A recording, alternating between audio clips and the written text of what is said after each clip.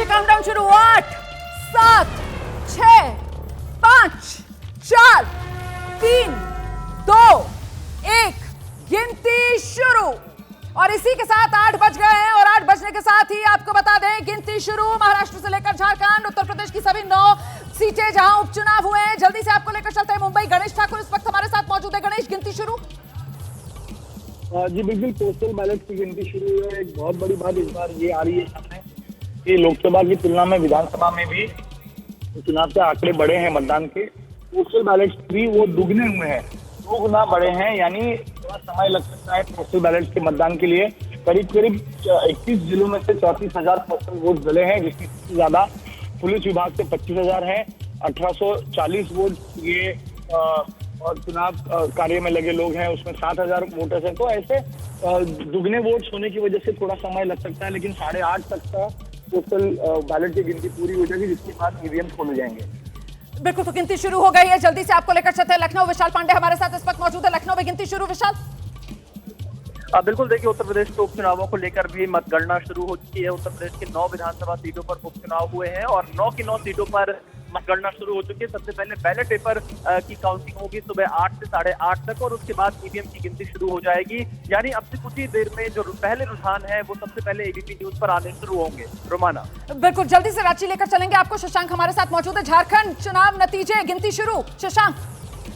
जी बिल्कुल, 81 सीटों पर वोटिंग हुई थी, काउंटिंग शुरू हो गई है। 9 बजे से रुझान जो है वो मिलने शुरू हो जाएंगे। अब हेमंत दोबारा या बीजेपी की सरकार आएगी, ये आज तय हो जाएगा। शाम 8 बजे तक नतीजे जो है वो आ जाएंगे। और आपको बता दें, सबसे पहले जो है झारखंड में 16 विधानसभा सीट का नतीजा आएगा और सबसे आखिरी में चतरा का आएगा। और जो जानकारी मिल रही है, यहाँ पर न्यूनतम जो है 13 राउंड और अधिकतम 27 राउंड की वोटों की गिनती होगी। बिल्कुल, और लीजिए पहला रुझान किसके पक्ष में आएगा, इसी को लेकर अब इंतजार है। और जैसा कि हमें बता रहे हैं हमारे सहयोगी शशांक की पोस्टल बैलेट की गिनती जो है वो शुरू हो गई है। और ये पोस्टल बैलेट की गिनती जो है वो झारखंड से लेकर महाराष्ट्र से लेकर उत्तर प्रदेश 9 सीटों पर जो उपचुनाव हुए हैं, इसके अलावा जो 14 राज्यों की 48 सीटों पर उपचुनाव हुए हैं, इसके अलावा वो जो 2 लोकसभा की सीटों पर उपचुनाव हुए जिसमें प्रियंका गांधी वाली सीट भी है, तो कहां से आएगा वो पहला रुझान, इसी का हमें इंतजार है। और देखिए, आप देख रहे हैं इस वक्त ऊपर महाराष्ट्र 288 विधानसभा सीटें, नीचे उत्तर प्रदेश 9 उपचुनाव वाली सीटें और साथ ही नीचे के पट्टी पर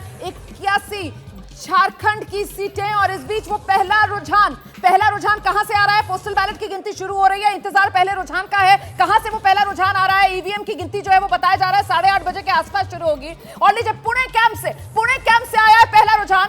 पोस्टल बैलेट का ये पहला रुझान है। पुणे कैंप से ये पहला रुझान आ रहा है। बीजेपी के कामले सुनील जो है वो आगे चल रहे हैं। पुणे मतलब पश्चिम महाराष्ट्र, और पश्चिम महाराष्ट्र से पहला रुझान महायुति के पक्ष में।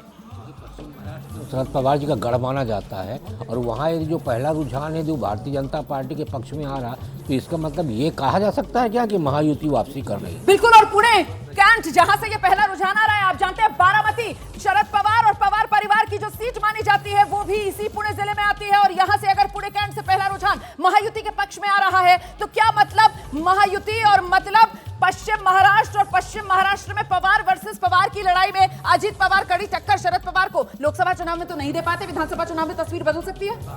मुझे लगता है अजीत पवार को टक्कर बारामती सीट पर खुद को मिल रही है। अजीत पवार वहां से जीत पाएंगे कि नहीं जीत पाएंगे, इसमें भी मुझे संदेह है।